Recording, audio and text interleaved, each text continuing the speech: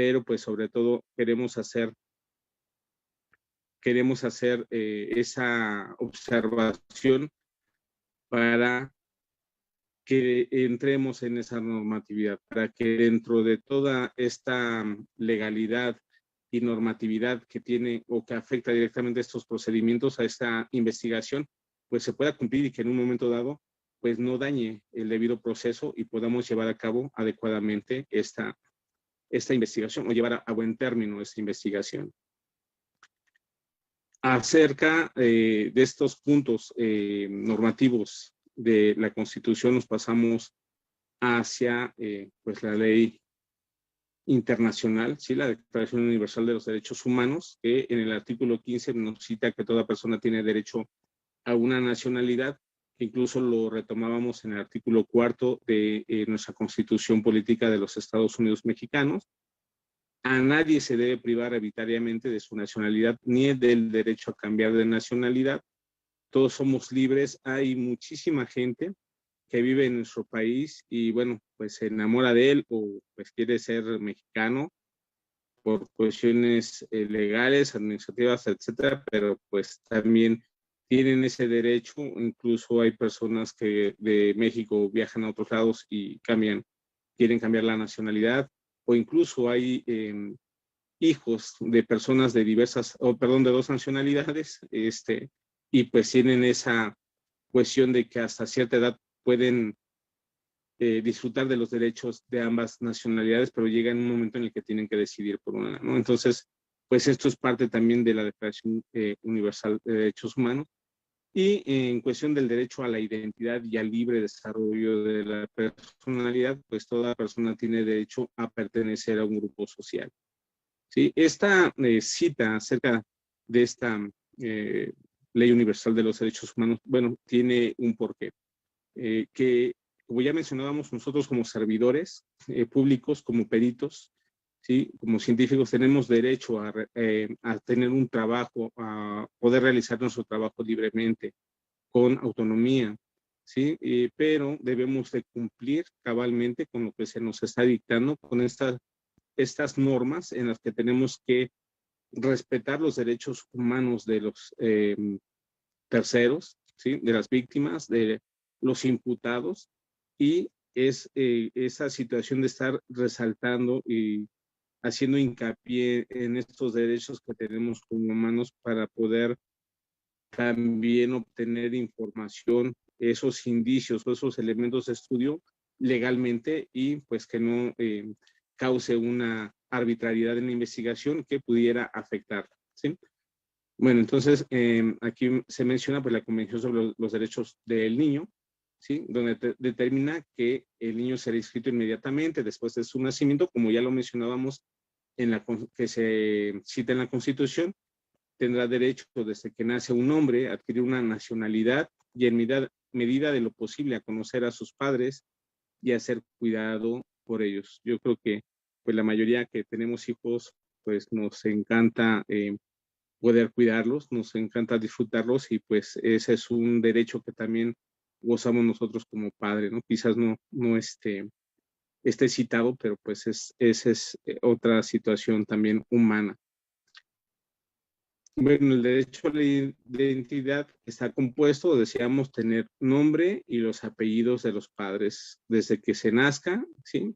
Estar inscrito en el registro civil y tener una nacionalidad de acuerdo a lo establecido en la Constitución, que ya lo habíamos mencionado, conocer su filiación y su origen, ¿sí? Salvo en los casos que las leyes lo prohíban, y pertenecer a un grupo cultural, compartir con sus integrantes, religión, idioma, lengua.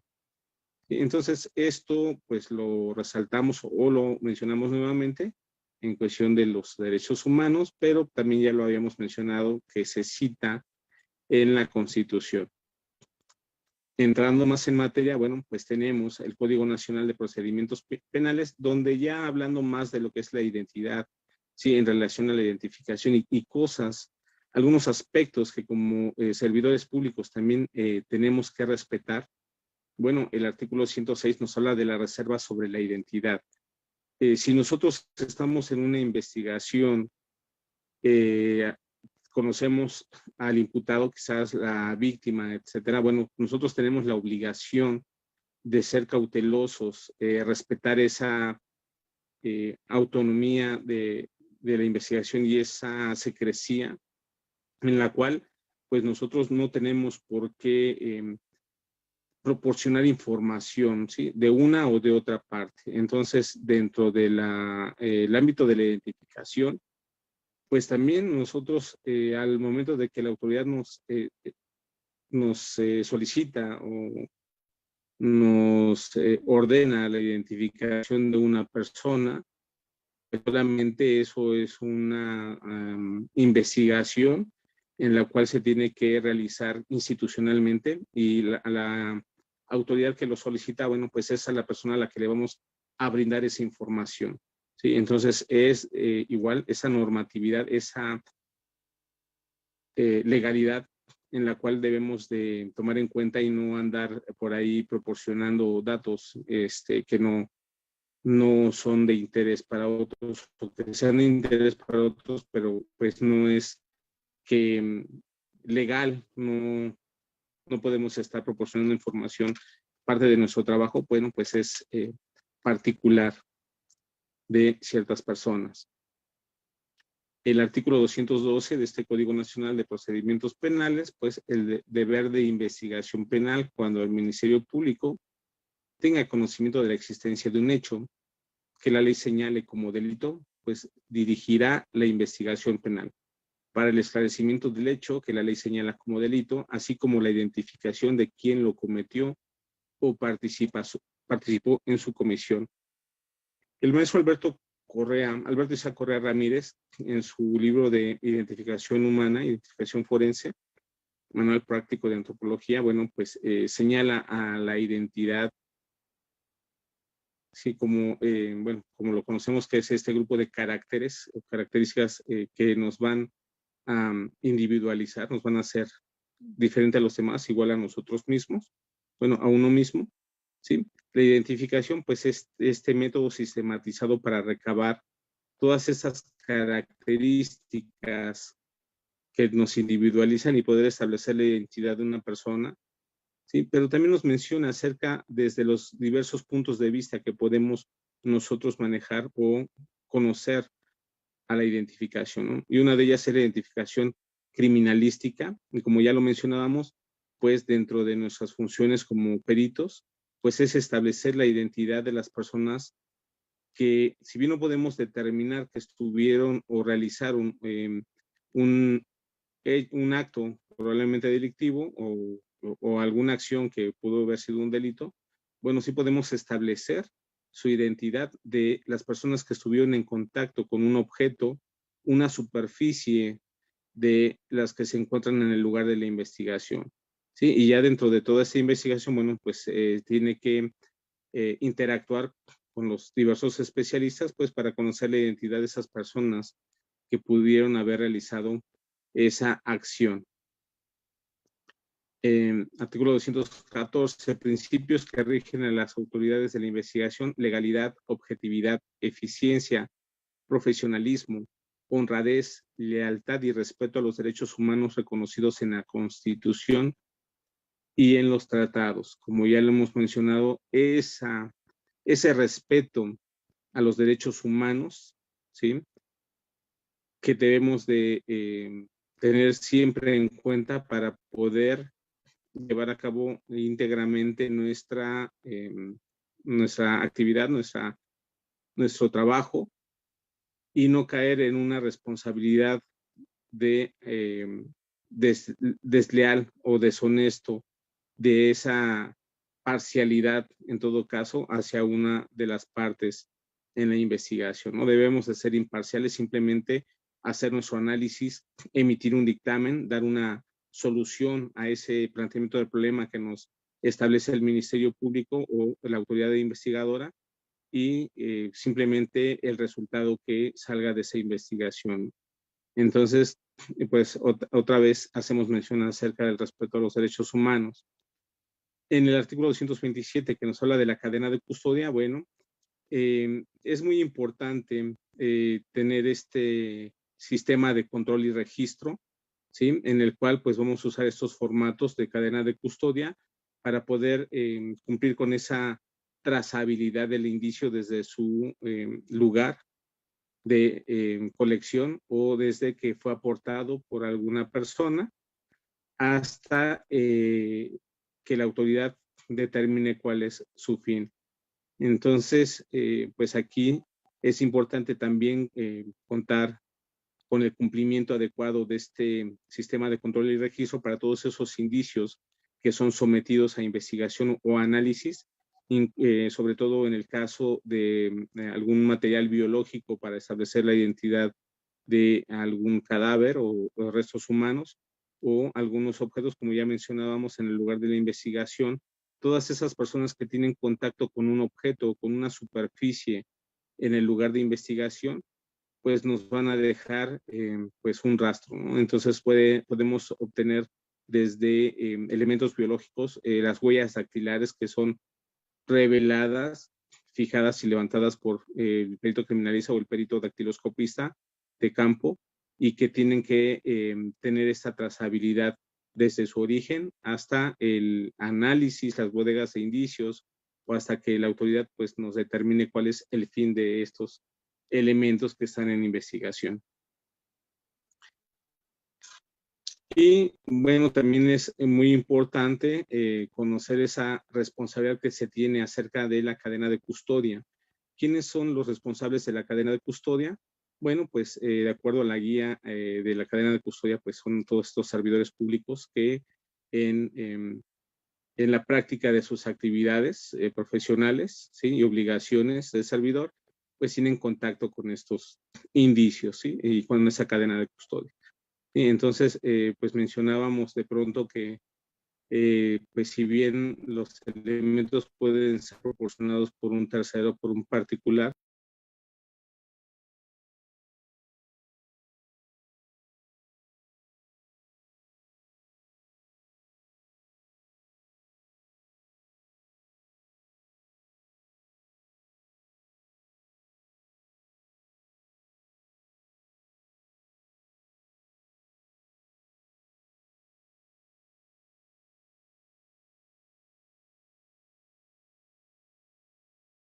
e incluso en el caso de que por cuestiones climatológicas, pues hubiera el riesgo de poder perder o que esos indicios sean alterados, pues quién es el responsable de hacer el procesamiento si es que no se cuenta con los peritos en el momento.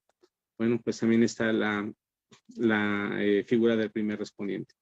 Sí, otras cuestiones que se deben de considerar en el ámbito de la identificación, repito, quizás para algunos sea un poco pesado todo esto, tratamos de hacerlo muy general, ¿sí? Mencionar ciertos aspectos que son importantes en la identificación, porque pues hay que cumplir con una normatividad, ¿no?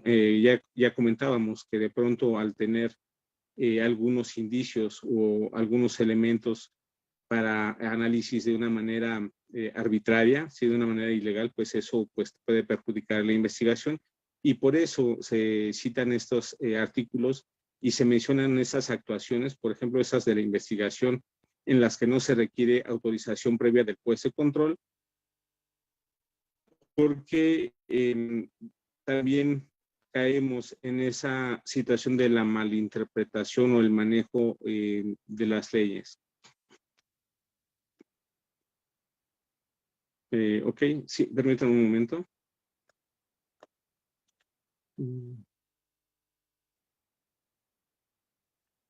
Cadena de custodia de indicios por aportación. Bueno, pues recordemos que la cadena de custodia pues se va a manejar o se inicia desde el lugar de levantamiento de la obtención de los indicios en el lugar de investigación, pero también de acuerdo a la cadena de custodia, a la guía, pues esos indicios o esos elementos pueden ser aportados por un tercero o sea, un familiar, un testigo. Eso pues se tiene que aportar a la autoridad que está llevando a cabo la investigación, ¿sí? La encargada de la investigación, y en este caso, pues ahí se iniciaría desde la aportación, se iniciaría la cadena de custodia, ¿sí? Pero pues es que eso ya se tendría que hacer directamente con la autoridad encargada de la investigación. y de ahí pues dar inicio a la cadena de custodia, ¿ok? Para darle esa trazabilidad del indicio. Bueno, entonces comentábamos esas actuaciones de la investigación que requieren autorización, perdón, que no requieren autorización previa del juez de control. Bueno, pues es la inspección de personas, la revisión corporal, levantamiento e identificación de cadáver, la aportación de comunicaciones entre particulares, reconocimiento de personas. Por la situación, ¿por qué se menciona esto? Porque en ocasiones, al momento de nosotros obtener un indicio o un elemento de estudio que proviene de un imputado, por ejemplo, de una víctima, si esta persona no lo quiere aportar y está en su derecho, bueno, pues entonces al momento de que nosotros analicemos este elemento o este estudio que se realizó sin el consentimiento de la persona, bueno, pues estaríamos afectando ese análisis, ¿no? Estaríamos perjudicando ese estudio, ese dictamen, ¿sí? Pero por eso se menciona cuáles son esas actuaciones que requieren la autorización del juez de control, cuáles no. Se ha trabajado mucho acerca de lo que es el levantamiento, bueno, se menciona este artículo 271. Ahorita vamos a ver lo que es este levantamiento y identificación del cadáver, porque, bueno, no se requiere una autorización de juez de control, ¿sí? Regularmente esos elementos, por ejemplo, la ficha de cadactilar que se le toma al cadáver en cuestión de esa identificación que se tiene que realizar en esas actuaciones, bueno, se realiza en una agencia o en un anfiteatro y pues ya no es derivado de lugar de investigación, ¿no? Sino que es un elemento y como no tiene que, no se requiere esa autorización previa del juez, bueno, pues se puede hacer legalmente y se hace legalmente y es dentro de estas actuaciones que realiza el criminalista o bien en un caso dado el dactiloscopista, lo pueden hacer cualquiera de los dos. De hecho, comento yo con los compañeros criminalistas y los que están en formación, bueno, que la dactiloscopía es una especialidad muy bonita, es muy lucrativa, también podemos mencionarlo, y también es de las más económicas que se pueden realizar para una identificación. Que hay que prepararse, que hay que estudiar, que hay que practicar, bueno, pues sí, pero pues eso lo podemos llevar a cabo con un material muy sencillo y sobre todo lo que más aplicamos en relación al estudio lofoscópico, pues es el conocimiento, ¿no?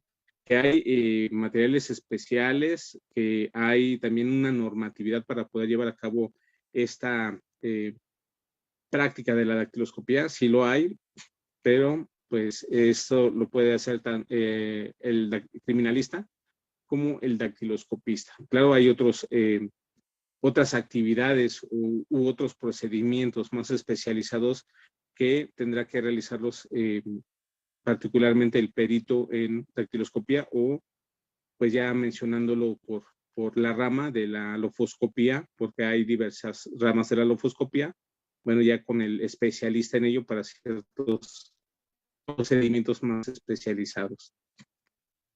Bueno, y actos de investigación que requieren autorización previa del juez del control, por mencionar algunos, la exhumación de cadáver, toma de muestras de fluidos corporal, vello, cabello, extracciones de sangre u otros análogos donde las personas requeridas, excepto la víctima u ofendido, se niega a proporcionar la misma.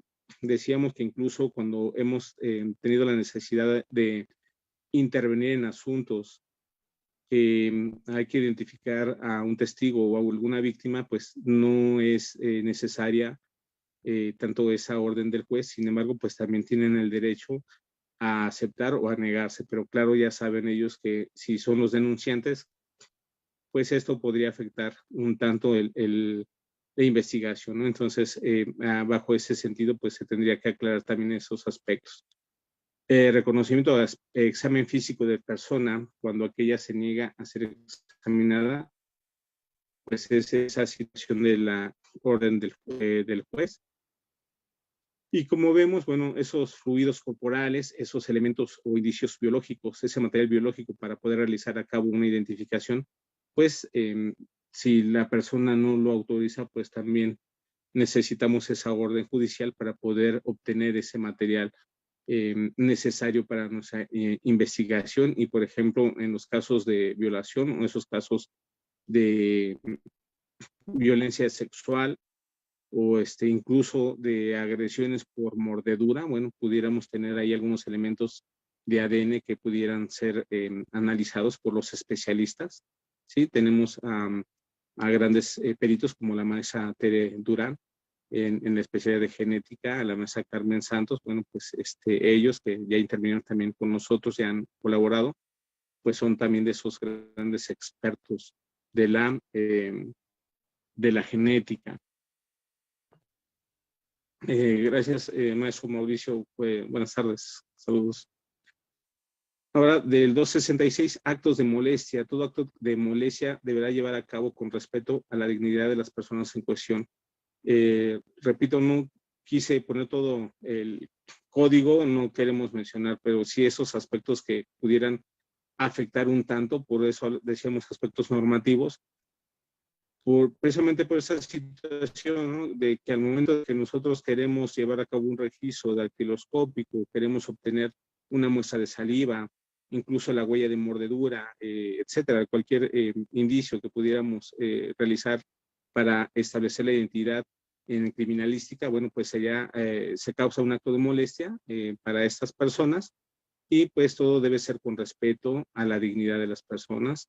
En ocasiones, pues no nos queda de otra más que ir a los hospitales para poder solicitar esos elementos que son necesarios para la investigación. Y pues claro, si la persona está en cama, en un hospital, está con sueros, está con heridas, o lo acaban de operar, pues siempre se le va a causar una molestia, pero pues la indicación es obtener los materiales, obtener esos elementos de estudio, pero ahora sí que respetando esa dignidad de las personas, ¿no? Y como lo comentábamos, incluso ya personas que fallecieron, pues se debe de respetar también esa dignidad en cuestión de esos estudios, o a veces en esa documentación fotográfica que se realiza, pues se debe de cumplir ciertas normas para poder llevar a cabo cabalmente la instrucción, para poder obtener los materiales de estudio, pero pues respetando la dignidad de las personas, como a los seres humanos. 269, revisión corporal, lo que mencionábamos acerca de estos elementos, incluso algunas lesiones o incluso en identificación fisonómica, cuando, a ver, permítanme, de pronto les pedimos si tienen tatuajes, si nos pueden mostrar. Bueno, pues también dependiendo de dónde tienen esos tatuajes, dónde tienen una cicatriz, dónde tienen una seña particular, pues debemos de tener mucho cuidado también en el aspecto del respeto a esa dignidad, respeto a su intimidad. Sí, en ocasiones hay personas, incluso ya sean detenidos o sean víctimas, que no tienen mayor problema en cuestión de poder mostrarnos, pero pues debemos de también decir que tenemos ciertas limitaciones. Sí, quizás una persona, nosotros como criminalistas no podríamos examinar a una persona como un médico, y entonces pues también hay que tener cuidado con esa revisión corporal para poder respetar ese derecho a la intimidad de las personas. Un policía uniformado puede hacer toma de muestra dependiendo la toma de muestra. Una toma de muestra de biológicos, no, aquí lo indicado es que el especialista lo haga, porque si bien un policía uniformado podría tomar unas huellas dactilares, ¿sí? En cuestiones de punciones, de un raspado, por ejemplo, con un hisopo, ¿sí? Un frotis, por lo menos bucal, o sobre la piel, en el caso de saliva, pues quizás no tenga esa técnica o esa habilidad. Recordemos que hablábamos acerca del artículo 5 de nuestra Constitución, acerca de esas profesiones que requieren un título y una cédula profesional. Si como policía yo sé de criminalística y puedo llevar a cabo diversos estudios o algunas acciones, entonces también necesito yo para ciertas intervenciones pues tener ese conocimiento y un aval que me respalde. En que no hay peritos en la agencia, piden que se haga a la voz, los únicos a la mano son los policías. Sí, no, Luis, lo indicado, bueno, si es psicólogo. Entonces, incluso yo les menciono mucho a los alumnos de criminalística que como criminalistas, pues tenemos la obligación de conocer de todas las áreas, pero no las podemos dominar y no las podemos practicar. De pronto hay quienes en el ámbito particular, sobre todo, como peritos oficiales, sí, eso estaría pues tanto del protocolo, hay un protocolo sí para tratamiento de identificación forense, que cada especialista va a recabar los indicios que son necesarios para su especialidad, pero sobre todo sería como una mala praxis en relación a que mi título profesional, si yo soy odontólogo y quiero hacer, por ejemplo, un estudio de psiquiatría o incluso de medicina, pues no podría yo avalarlo, ¿no? Porque yo no soy médico, porque yo no soy psiquiatra. Sí, entonces les comentaba, es lo que yo siempre trato de transmitir a los alumnos, que nosotros, nosotros como criminalistas tenemos la obligación de conocer de todas las áreas, pero no las dominamos y no las podemos practicar. Les repito, en ocasiones hay personas que a nivel particular, pues por el hecho de ser criminalistas, de pronto quieren dictaminar como psicólogo o como odontólogo o como médico, pero no, o sea, sí sabemos cuáles son los procedimientos que se llevan a cabo, qué se necesita, pero pues no podemos nosotros realizar esa dictaminación porque eso requiere de un título y una cédula profesional por especialidad o por área.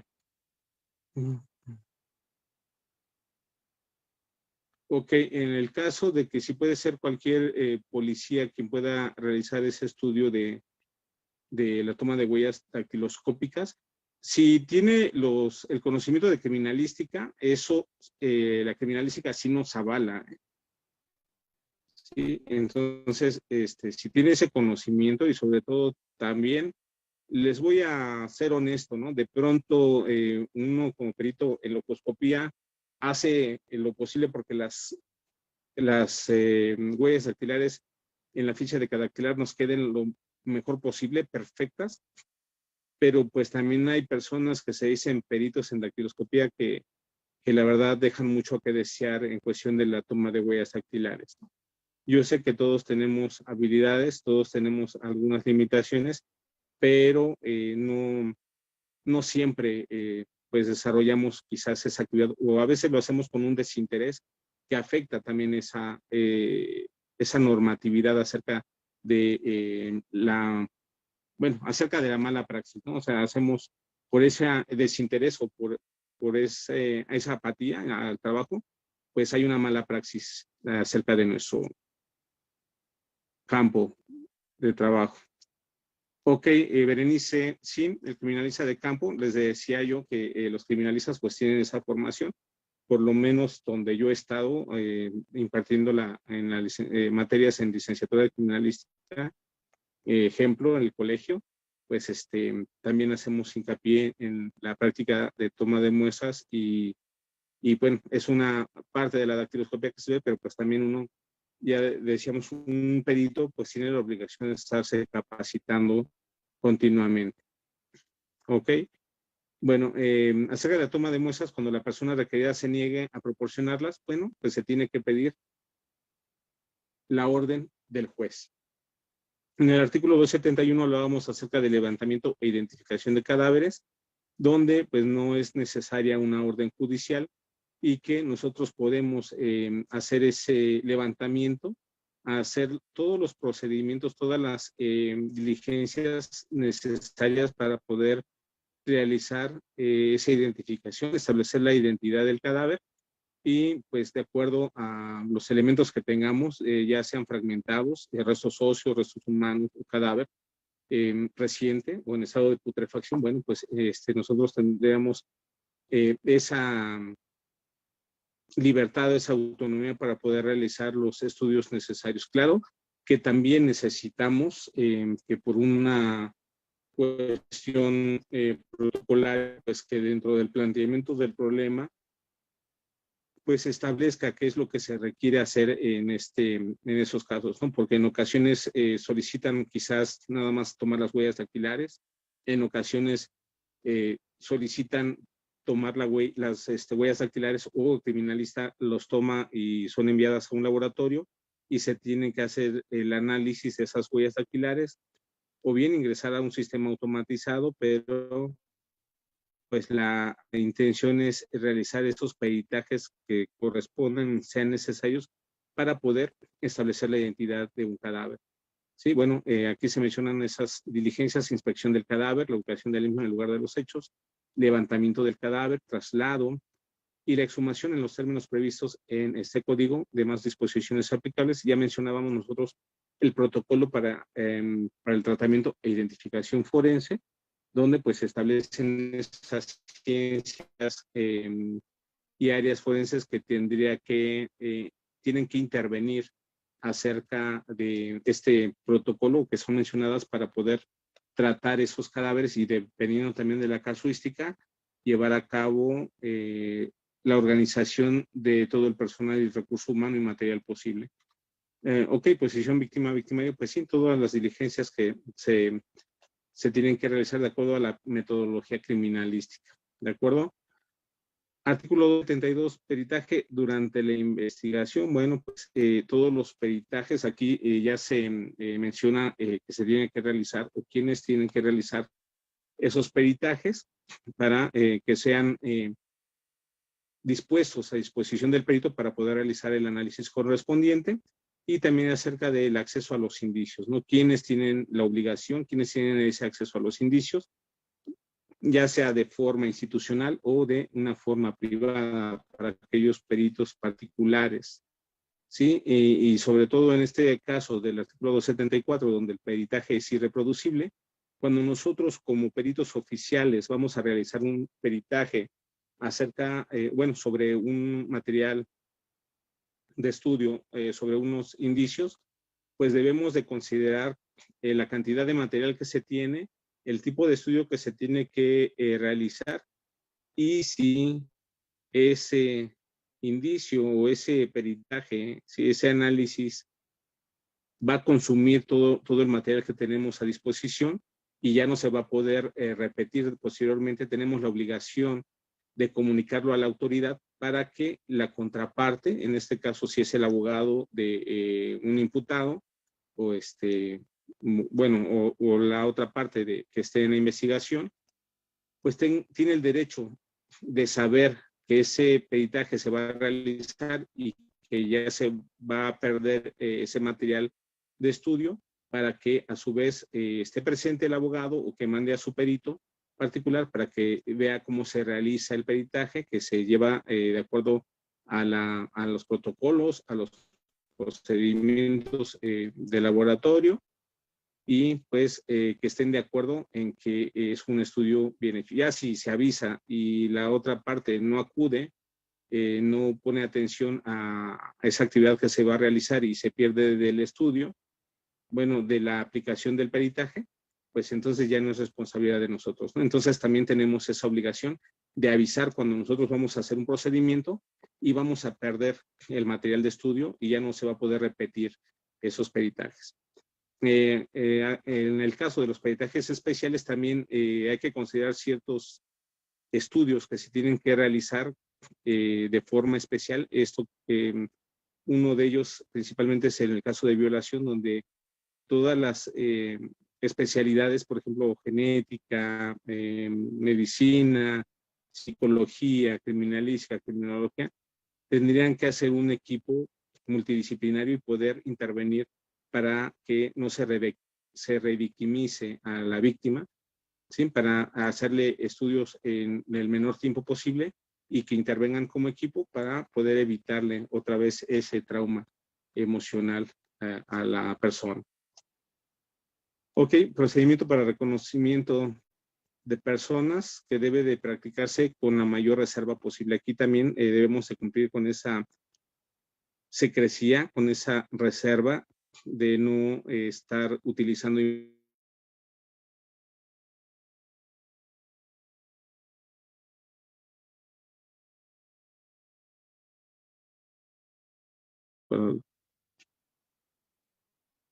A ver, permítame tantito. Aquí. ¿Qué pasa si un peritaje es contratado para alterar pruebas? Un segundo peritaje lo puede detectar.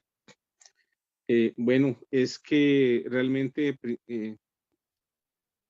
el peritaje de manera particular quizás pudiera llevar cierta... bueno, es que aquí podemos entrar en controversia. Bueno, entramos en controversia, ¿no? Como ya lo mencionábamos, como peritos, repito, esta cuestión de la normatividad no solamente nos incluye a los peritos en identificación, sino que mucho de esto, como ya vimos, nos debe de incluir a todos como peritos en cualquier rama, ¿sí? Desde criminalística de campo, en laboratorio, genética, odontología, cerrajería, mecánica, ¿sí? Y uno de los principios del perito debe ser imparcial, ¿sí? Nosotros, ya sea particular u oficial, pues tendríamos que estudiar este material y dictaminar sobre lo que encontramos científicamente.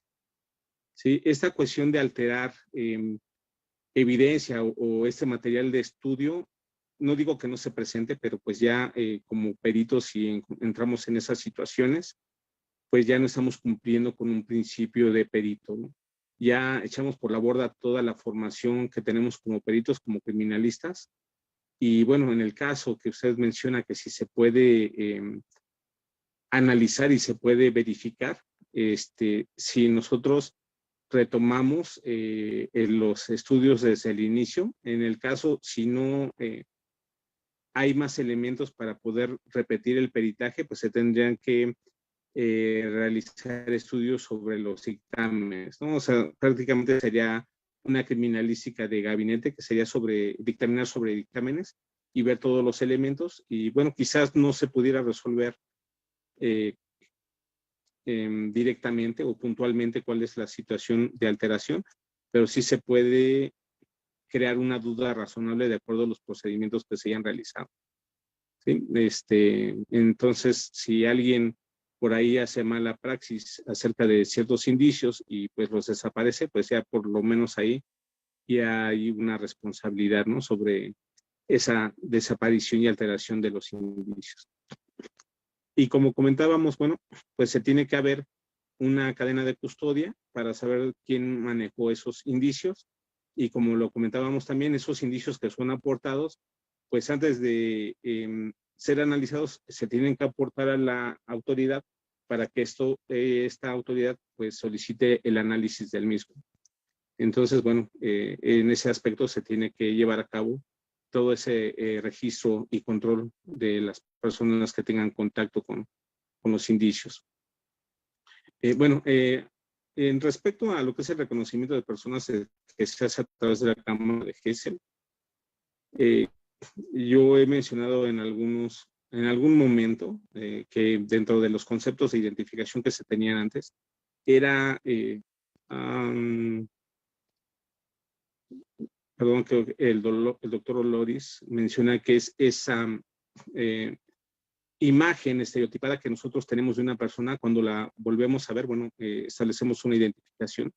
Pero bueno, como ya mencionábamos hace un momento, ese concepto de la identificación donde es un procedimiento ya sistematizado en el cual nosotros vamos a recabar todos estos caracteres que nos individualizan para establecer una identidad. Bueno, entonces es esto lo que yo quiero llegar es esta parte, ¿no? Ese artículo 277 donde habla de un reconocimiento es nada más reconocer esa imagen estereotipada que yo tengo de una persona en la cual conocí o que es mi vecino o es mi familiar, pero quizás yo ya no tengo todos los elementos necesarios para poder establecer su identidad, que son esos caracteres individualizantes, ¿no? Cicatrices, tatuajes, dentadura, evidente estomatograma, Permítanme un momento, por favor.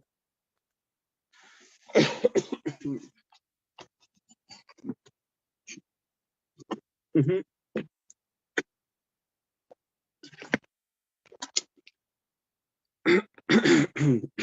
Perdón, que ya me resecó la garganta. Bueno, todos esos elementos que vamos a recabar para poder establecer la identidad, ¿no? Entonces, por eso a mí me causa un poquito ahí de inquietud esa cuestión de la imagen estereotipada de una persona, que cuando la volvemos a ver, ya la identificamos, ¿no? La estaríamos reconociendo, ¿no? Y entonces, bueno, esto pues es parte de este artículo 77 del proceso de reconocimiento. Y también se tiene la identificación por fotografía, que prácticamente estamos llevando a cabo también un reconocimiento de esa imagen estereotipada. La ventaja de la fotografía es que hay una normatividad para la fotografía. Nuestros compañeros fotógrafos, sobre todo, bueno, yo puedo hablar por los compañeros institucionales aquí en Ciudad de México, que pues tienen pues su metodología, tienen sus, cumplen sus normas, y pues podemos obtener características individualizantes en la misma fotografía. No solamente es la imagen, no solamente es esas características fisonómicas, sino algunos elementos más que van a particularizar, como cicatrices lunares, nevos, verrugas, etcétera. Bueno, pues ahí podríamos hablar de obtener más elementos que van a individualizar al sujeto. Y otro es el reconocimiento por voz, ¿sí? Cuando se deben reconocer voces, sonidos y cuanto puede ser objeto de percepción sensorial, se observarán en lo aplicable las disposiciones previstas para el reconocimiento de personas. Bueno, en este caso, pues también tenemos peritos muy buenos en nuestro país para poder llevar a cabo estos peritajes de acústica forense.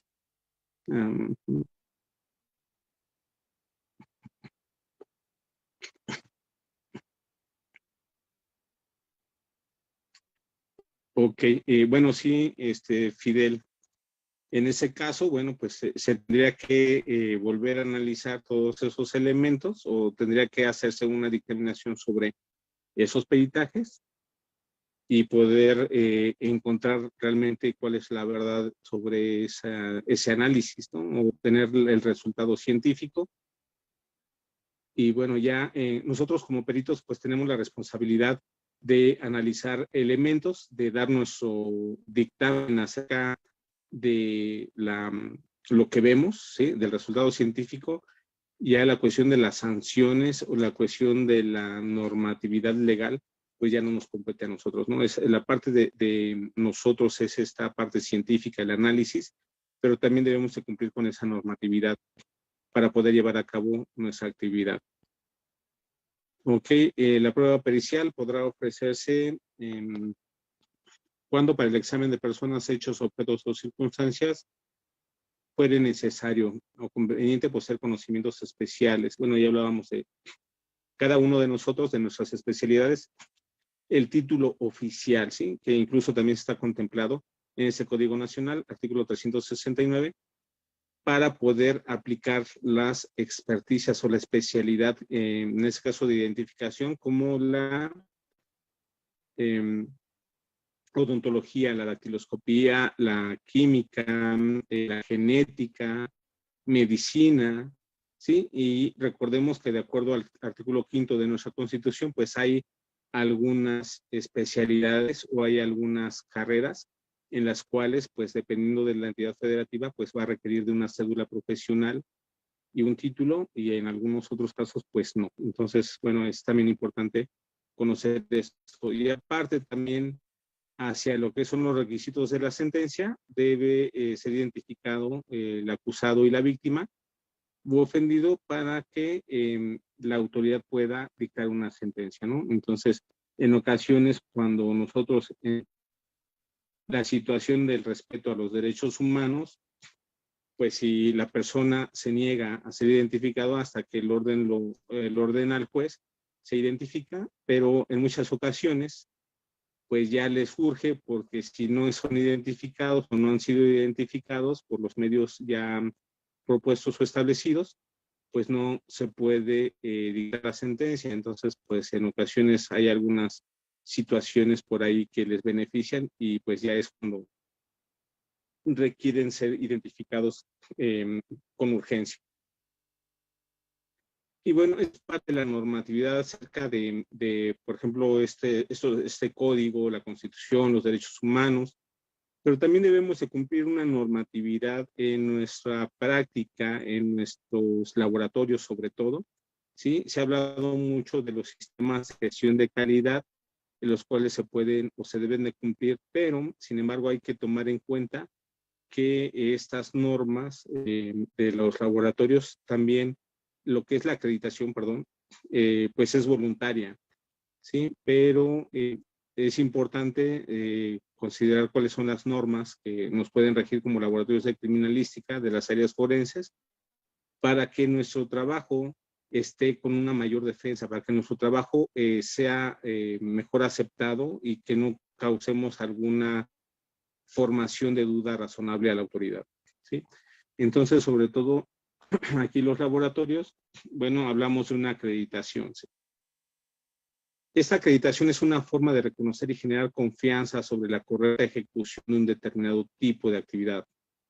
Ensayo, calibración, inspección, ¿sí? Entre otras, ¿sí? Entonces, ese reconocimiento tiene una validez internacional y sobre todo en nuestras normas oficiales en el país, bueno, pues mencionamos la 17020 y la 17025, ¿sí? Entonces aquí hay que considerar que cualquier actividad que tenga por objeto evaluar puede ser un producto, un servicio, un sistema, instalación, ¿sí? Es conforme con ciertos requisitos que puede estar sujeta a acreditación. Entonces, estos laboratorios pues deben de cumplir con una normatividad, con ciertas estructuras, con ciertos elementos, recursos materiales, recursos humanos. Y bueno, lo que yo les comentaba, hablar de normatividad es todo un mundo de reglas, de protocolos, de materiales, ¿sí? De actividades, incluso, bueno, hablamos acerca de la acreditación, y incluso se menciona que para la acreditación, pues primero puede haber una certificación y ya en cuestión de la certificación y esa actividad, esa gestión que se tiene de la calidad, pues se llega a una acreditación, ¿no? Entonces, bueno, se menciona que se aplican esas normas determinadas con unos criterios y requisitos específicos y se consigue una relación cerrada de actividades. ¿Sí? Y esto, pues, se debe emitir un documento público que se denomina anexo técnico. Y ya les mencionaba yo la acreditación de las normas ISO 17025 y 17020. Y en este caso, no, es que la 17025 hablamos acerca de ensayos y calibraciones. Y la 17020, bueno, esa es para competencia técnica de organismos imparciales que realizan inspección, ¿no? Entonces, también se puede, podemos cumplir esa normatividad incluso como es una actividad de inspección en el lugar, sí, pero bueno, eso va, esas normas nosotros las tomamos más en cuenta acerca hacia los laboratorios, ¿no? Repito, actualmente las instituciones están a marchas forzadas, están con esas acreditaciones, están con la actualización del personal acerca de la normatividad, acerca de la escolaridad, de ese cumplimiento de documentación académica y sobre todo la formación académica, ¿sí? Pero como se menciona aquí, bueno, es acerca de esas obligaciones generales que es una competencia técnica de organismos imparciales, ¿no? Lo que hablábamos nosotros como peritos, que debemos de ser imparciales, ¿sí? Esos laboratorios hacen un análisis y no los vamos a programar para que salgan positivos o negativos acerca de cierto estudio, simplemente pues que nos den un resultado y pues para eso también se hace un tratamiento de datos estadísticos porque, bueno, como toda experimentación también puede tener sus variables y esas deben estar consideradas dentro de los procedimientos y metodología de los laboratorios para que sean evaluadas y tener rangos, esas variables que sean consideradas para poder emitir un resultado, un dictamen. ¿Sí? Entonces, bueno, el laboratorio debe establecer, documentar, implementar y mantener un sistema de gestión que sea capaz de apoyar y demostrar el logro coherente de los requisitos de la norma ISO 17025 y asegurar la calidad de los resultados, ¿no? Entonces, aquí vamos, tenemos diversidad de laboratorios, desde balística, dactiloscopía, química, genética. Hay algunos que tienen una mayor complejidad acerca de sus procedimientos de análisis y sobre todo el tipo de tecnología que utilizan, ¿no? E incluso esa tecnología y el conocimiento para el manejo de dicha tecnología debe estar actualizado. ¿Sí? Y pues dentro de todas esas normas podemos hablar también acerca de la Ley General de Seguridad Pública Federal, donde se menciona que los integrantes de este sistema están obligados a permitir la interconexión de sus bases de datos para compartir la información, ¿sí? Sobre seguridad pública, y en este caso pues hablamos también de todo ese registro, tanto del personal como de personas que están registradas, para poder nosotros hacer consultas y poder establecer la identidad de personas, ya sean cadáveres o sean personas que estén relacionadas a una investigación, como imputados, víctimas o incluso testigos. Bueno, el Registro Nacional de Detenciones forma parte del Sistema Nacional de Información. Aquí, dentro de la Ley General de Seguridad Pública Federal, ya nos habla del Registro Nacional de Detenciones, ¿sí? Donde pues se señala que para cada que una persona sea detenida debe ser identificada, ¿no? Y obteniendo información personal y en ese caso huellas, se menciona en la ley de detenciones dactilares y palmares. Y también incluye en esta ley federal el Sistema Nacional de Información Penitenciaria, donde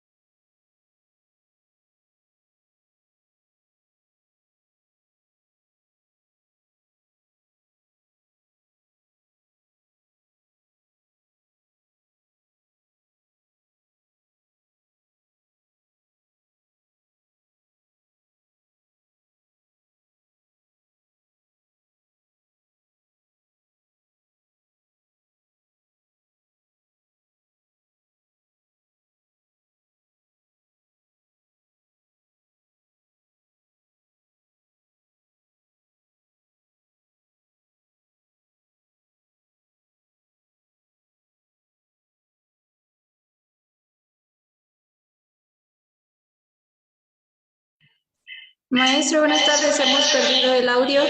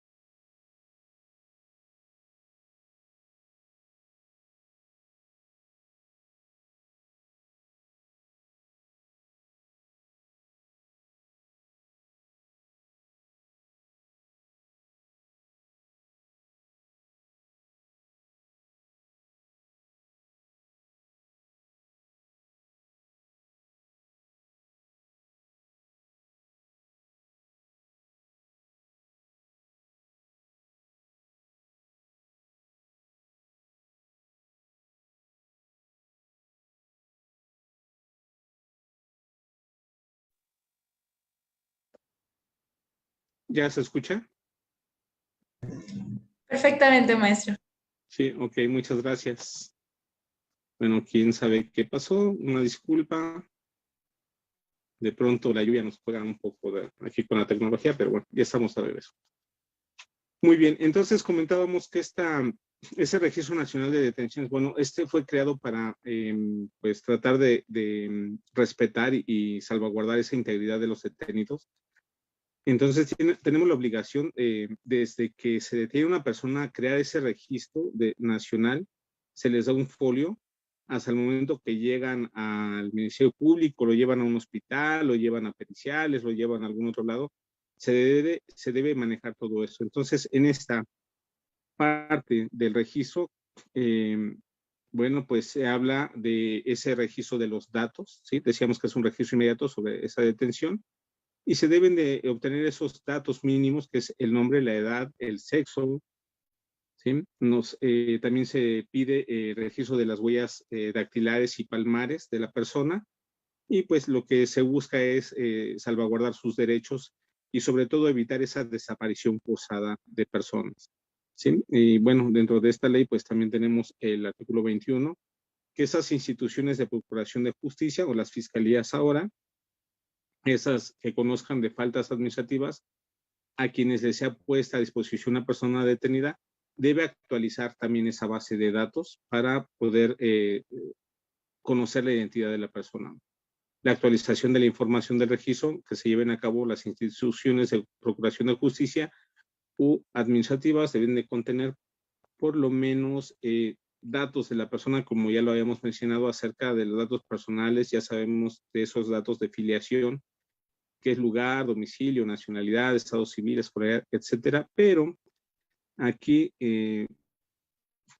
lo más importante quizás para nosotros, para una identificación o esas características que la van a individualizar, son esas huellas dactilares, también se piden palmares y la fotografía de la persona detenida, ¿sí? Otros medios que permitan la identificación plena de las personas, bueno, pues debemos de cumplir con todos esos requisitos, pero de pronto también, ya una vez que hablaron con su abogado o hablaron con ahí un defensor o algo, pues tratan de evitar el registro, ¿no? Entonces también aquí pues se trata de buscar el respeto de un derecho y también tienen derecho a la identidad, como ya lo hemos observado, y pues estas personas de pronto se dedican tanto a delinquir o por miedo o por una mala información, pues no permiten que se les registre, ¿no? A pesar de que esta ley pues se crea para poder respetar esos derechos y evitar algunas situaciones de abusos de autoridad o incluso desaparición forzada. También entramos en la Ley General en materia de desaparición forzada de personas, desaparición cometida por particulares del Sistema Nacional de Búsqueda de Personas. Y aquí, hablando de estas leyes, bueno, encontramos protocolos. Ya aquí se busca en el Sistema Nacional que tiene esas atribuciones, el protocolo homologado de búsqueda para poder obtener la información, ¿sí? Incluso se crea esa Comisión Nacional de Búsqueda que debe contar con grupos de búsqueda integrados por servidores públicos especializados en la búsqueda de personas. Sí, se deben aplicar esos procedimientos correspondientes a la identificación, ¿sí?, de identidad regulado en un protocolo homologado de búsqueda. Entonces vemos que también aquí hay una normatividad desde el protocolo de búsqueda que debe ser homologado, ¿sí? ¿Quiénes son esas autoridades involucradas en la búsqueda y localización de personas desaparecidas o no localizadas? ¿Sí? Incluso, bueno, se menciona aquí el Código Nacional de Procedimientos Penales. Entonces, como vemos, toda esta normatividad desde la Constitución, el respeto a los derechos humanos siempre son señaladas en las diversas leyes y en los diversos protocolos de actuación para poder establecer nosotros, más bien para poder practicar estas periciales y poder establecer la identidad de personas. Esa búsqueda de personas desaparecidas o no localizadas, bueno, pues se tiene un registro nacional que es una herramienta de búsqueda e identificación y va a concentrar esa información, ¿sí?, de esas personas con el objeto de proporcionar un apoyo en la investigación para su búsqueda, localización e identificación. Y se señala también que al momento de que sean localizadas esas personas, bueno, se tiene que actualizar y cambiar el estatus de desaparecido a encontrado. Y si no, bueno, si no se encuentran, seguir buscando y pues también hacer identificación de cadáveres y se tiene que estar actualizando esta base de datos, ¿sí? Entonces, bueno, se menciona también desde todas las instituciones, los servicios periciales y servicio médico forense de federación, ¿sí? Y se debe capturar en el registro forense que corresponda. Toda esta información se debe de presentar en un protocolo correspondiente y todos tener acceso a ello, ¿no? Entonces, vemos que tenemos esta ley de seguridad pública federal, tenemos eh, la, eh, la búsqueda de personas desaparecidas o ausentes. Se tiene que hablar también de esa elaboración del Programa Nacional de Exhumaciones e Identificación Forense a cargo de la Fiscalía General de la República. Y pues se establece también el protocolo para el tratamiento e identificación forense. ¿Sí? Entonces, como vemos, es toda una gama de normas, de leyes, de reglamentos y de protocolos. Y pues tocando acerca del protocolo para tratamiento e identificación forense, pues se establecen los tres principales campos de acción en criminalística, fotografía, antropología, las excavaciones del lugar de investigación, las ciencias que van a intervenir en relación a ese procedimiento, a ese tratamiento de restos humanos, de elementos biológicos recuperados, establecer un centro de mando de control para Ministerio Público, Policía, Protección Civil, peritos, y dependiendo de la casuística, pues será la cantidad de materiales humanos, ¿sí? De recursos humanos, perdón, y recursos materiales que sean solicitados por la autoridad.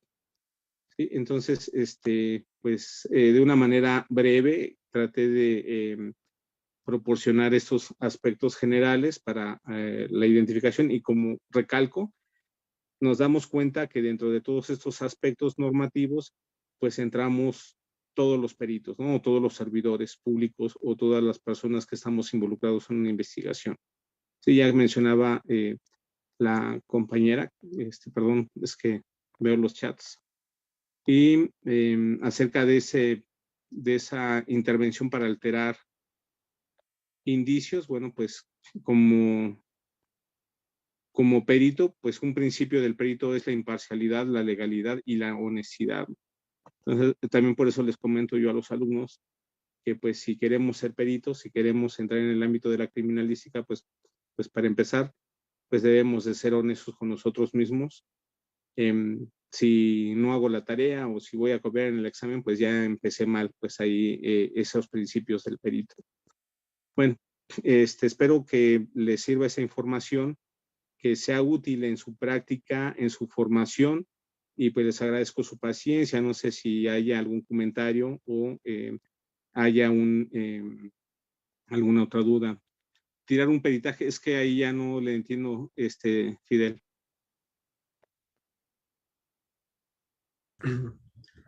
Sí, porque hacemos, bueno, nosotros nos basamos en los hechos y no en suposiciones. Bueno, en los indicios sobre todo es nuestra trazabilidad. Pero bueno, Sí. a veces hacemos nuestro trabajo y bueno, llega un tercero que es el que quiere tumbar nuestro peritaje.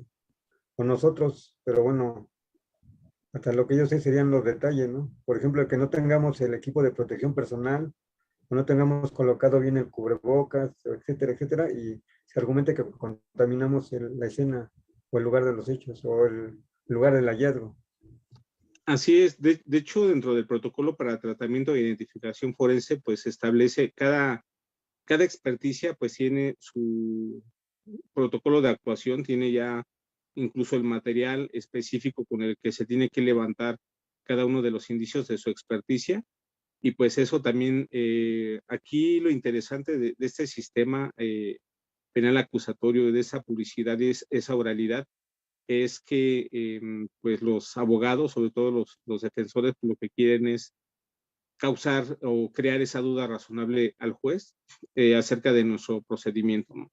Entonces, como ya mencionábamos, la cuestión es que nosotros debemos de tener nuestra metodología bien planteada, nuestra actuación también correctamente practicada, y pues cumplir con los protocolos y con la normatividad, ¿no? Así no damos ningún margen para que pues se cree esa duda razonable, y pues no es tanto que tire nuestro peritaje, simplemente pues causar esa duda razonable al juez, porque también puede ser un buen peritaje, pero pues depende mucho, como ya mencionaba, nosotros somos peritos, quizás ahí también la responsabilidad de los abogados de Fiscalía, del MP, pues sería también conocer de nuestro campo para poder llevar a cabo una buena defensa, una buena propuesta de nuestras intervenciones a la autoridad. Sí, sí, pues muchas gracias, Fidel. Ok, como odontólogo, Rolando, actualmente, bueno, yo soy egresado de la Universidad del Valle de Toluca, en la Universidad de Estomatología Normativa y Forense. Pues es una maestría acerca del área de la estomatología normativa y forense, pero ya para hacer, bueno, ahí pues aprendemos este conocimiento, bueno, tenemos conocimiento para el área forense, y pues ya ser perito puede ser de forma particular y buscar también la opción de entrar a alguna institución. Lamentablemente ahorita las instituciones están muy cerradas en estas convocatorias, pero bueno, ya teniendo la formación, repito, hay muchos diplomados, o hay varios diplomados. De hecho, el maestro Correa está promocionando uno por ahí en la página de IMSIFO, está publicado, ¿sí? IMSIFO con H al último. Está publicado el diplomado del maestro Alberto Isaac Correa, maestro y amigo. Entonces, ese es un inicio acerca de odontología forense, y pues en especialidades, el maestro Roberto Vázquez por ahí tenía un programa, no recuerdo en qué otra universidad, pero en la del Valle de Toluca está la maestría. Entonces, pues estamos ahí en contacto, ahí tenemos las redes, o con el colegio también se pueden comunicar para contactarme y pues ya darles más información acerca de esa rama en el caso de odontología forense.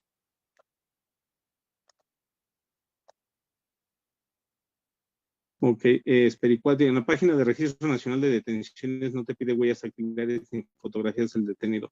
No, lo que pasa ahí, ya mencionábamos que, bueno, ahí se establece que las procuradurías son las encargadas de actualizar esa base de datos, quienes tienen que ingresar esas huellas. Entonces, por ejemplo, cuando una persona está detenida, incluso pues los compañeros de policía pues ya saben que tienen que generar el folio, lo presentan en el Ministerio Público, y ahí llega el perito o lo llevan a la coordinación para que se le tomen las huellas, y esas huellas pues se tienen que ingresar por parte de la autoridad o del usuario que está autorizado para ingresarlas.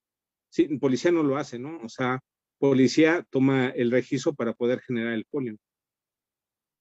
¿Sí? Quien está encargado de ingresar las huellas pues es la Fiscalía o la Procuraduría.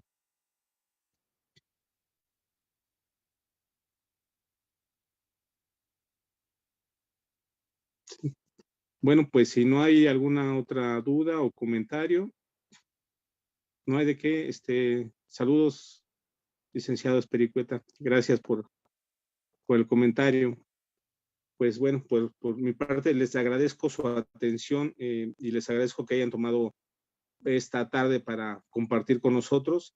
Los invitamos también a las siguientes actividades que el colegio pues ya les hará saber. Estamos en las páginas para pues seguir aportando pues parte de nuestras experiencias, y pues esperemos que sea de utilidad para todos ustedes todas estas experiencias que compartimos con mucho gusto. Gracias, Miguel Ángel, que estén muy bien. Gracias, licenciada Alexa, licenciada Clara, licenciado Marco, muchas gracias a todos. Muchas gracias, maestro, por acompañarnos una tarde-noche más con un tema tan interesante. Muchas gracias a todos los asistentes por acompañarnos en este magno evento. El día de hoy, bueno, fue la conclusión del mismo. Sin embargo, seguimos con muchos otros eventos en nuestro ya proclamado Viernes Forense. El siguiente ciclo de conferencias inicia el día 1 de octubre y culmina el día 29 de este mismo mes. Este será llamado método de identificación humana, en donde, bueno, hablaremos de diversas técnicas que se pueden realizar respectivamente con este tema.